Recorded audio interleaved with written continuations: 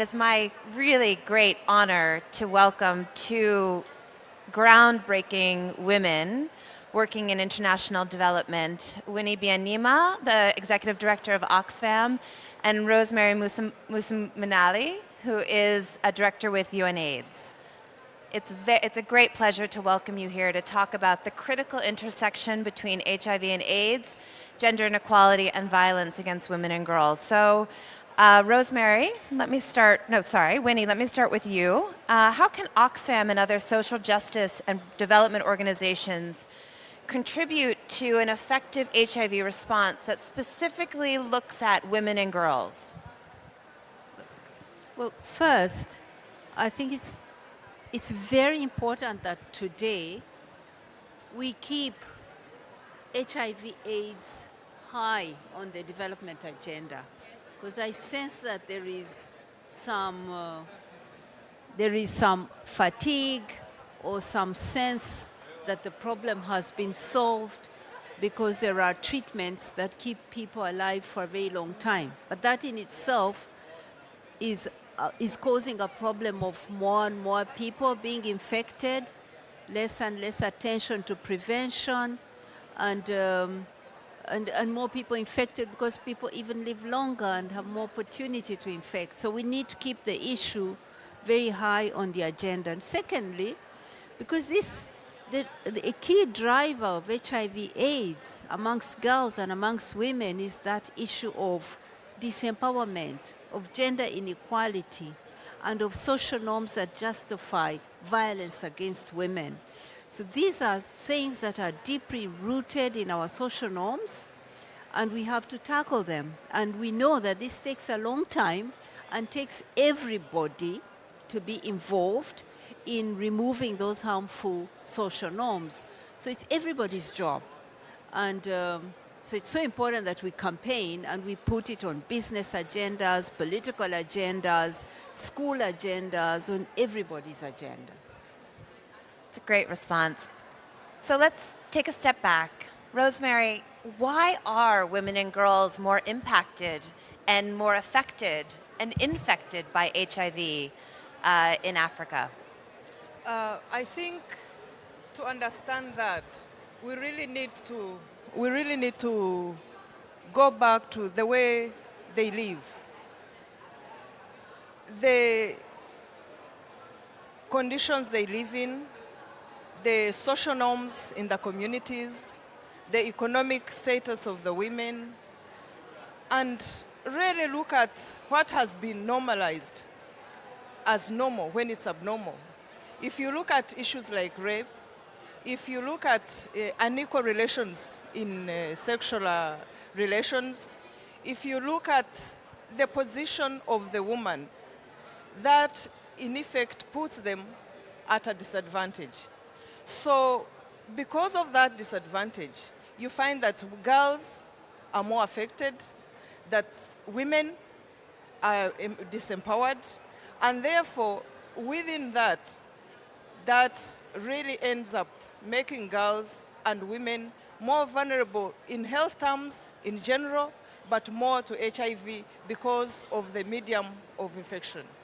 So you find that in Africa today, if you look at the health services, if you look at the social norms that I mentioned before, if you look at the legal environment that the women are living in, all those factors are the factors that need to be tackled so that the woman is in a comfortable position, if I can call it that, and the young girl is growing up in a position or is growing up in a situation where they are more protected. So you both have done an incredibly effective job of drawing a picture of why women and girls are more vulnerable to HIV, in part due to their vulnerability to experiencing violence and their unequal access to resources and opportunities. So Spotlight is hoping to learn a lot from the work of HIV activists and programmers and how you've effectively addressed social norms and how we can really translate that into the elimination of violence against women and girls. But one thing that we're really interested in is innovative and interesting practices that you've done in your work that we can learn from. And I know for Oxfam, You've done incredibly innovative work around addressing gender inequality and violence against women. I'm very familiar with your Enough campaign, which I think is tremendous. Tell me a little bit more about the work of Oxfam and things that we can learn from some of the innovative approaches that you've taken. We contribute to this important struggle against HIV/AIDS, which is really a condition that is driven by poverty, gender inequality, and social norms that justify gender inequalities. We contribute in several ways as Oxfam. One is, as you've said, our campaign on tackling social norms. This is really going at the heart of why women are discriminated against, why violence against women is justified. So we have a global campaign on that, currently running in about 14 countries and expanding. And there we campaign, we mobilize young people especially, we use digital tools, and we reach people in their houses, in their schools, in their kitchens, and try to shape minds. And tackle men and boys to change harmful masculinities and so on. The second way is that we campaign for quality health care services, including sexual and reproductive health care. We are against the privatization of healthcare services, because unless girls and women can access sexual and reproductive health choices, protection against infection, we are not going to turn this around. And we are seeing more and more governments passing the responsibility of providing health care to the private sector. We're seeing models that are really wasteful and that are taking away health care, the right to health care, from poor people. So we campaign against that.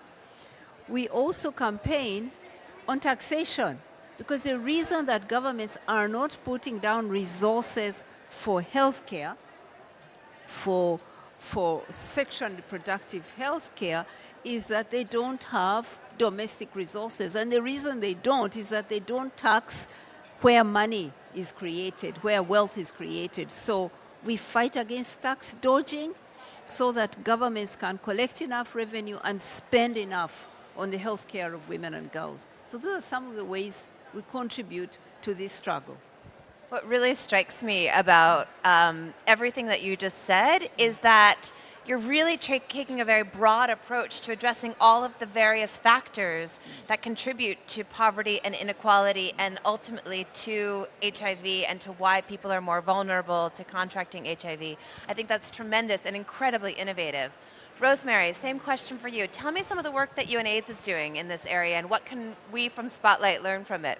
Yes. One of the roles of UNAIDS has been to bring together the world to fight HIV. And when I say bring together the world, we are talking about all governments in the world, all actors, civil society, private sector, development agencies. And we came out with a political declaration. This political declaration is both to really give targets, but also ask governments to be accountable. And in that political declaration, the issue of women and girls is really central, addressing their sexual reproductive health and rights, addressing other structural needs of women and young girls. So really the political declaration is to bring the world to act together. But we don't stop there. We also have strong initiatives. For example, we have the Prevention Coalition, and the person leading it is right here in the audience. The Prevention Coalition is an initiative by UNAIDS and UNFPA, which really targets young women and girls at the start of their lives, at the prime of their lives, so that we stop that infection right when they are still young and they don't wait to go for treatment.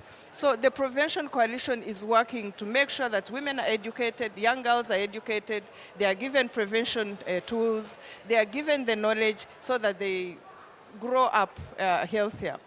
The other initiatives that we have are really initiatives to do with addressing the structural issues of lack of healthcare, strong healthcare facilities at the community level, especially, say, for example, in Africa. So UNAIDS has come up together with the African Union with what we call the 2 million community health workers. And these are health workers that are going to work with young women and girls, with everybody, to make sure that they access the health services that they would normally not access, that the health systems don't provide.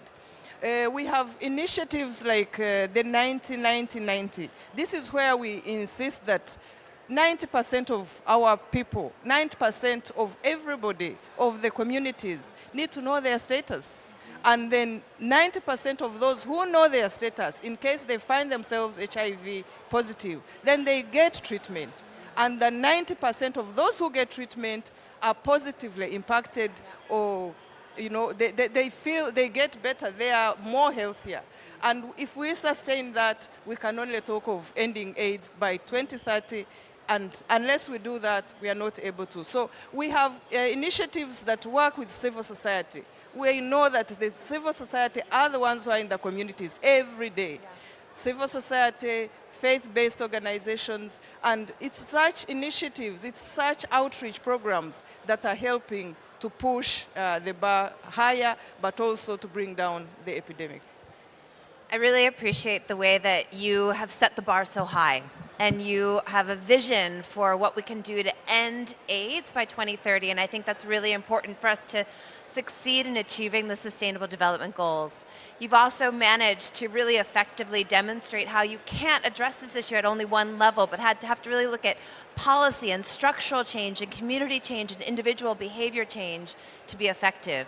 I can't tell you how excited I am to work with both UNAIDS and Oxfam to make sure that Spotlight is as successful as it can be. We have a lot to learn from the communities that you represent, the work that you've all done. It's been a real honor and pleasure to have you both in the Spotlight studio this morning. Any final thoughts? We've got a growing audience who've come to see you. Thank you very much.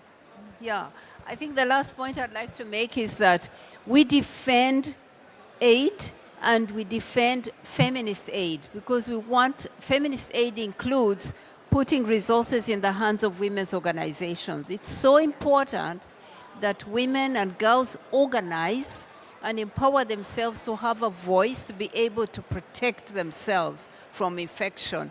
Women's organizing is critical here. Thank you for having us. Thank you. Yeah. Rosemary, any final thought on yours? Well, I can only say we hope that Spotlight can keep a spotlight on HIV/AIDS. We hope that the media, everybody, the way we talk of leaving nobody behind, I think that also should include the interest. Everybody who is out there can do something. Yes. Whether it's civil society, whether it's government, whether it's private sector, whether it's the youth, everybody. So we really need everybody to keep engaged. Thank you. Two very powerful women who I had the honor to meet with. Thank you both very much.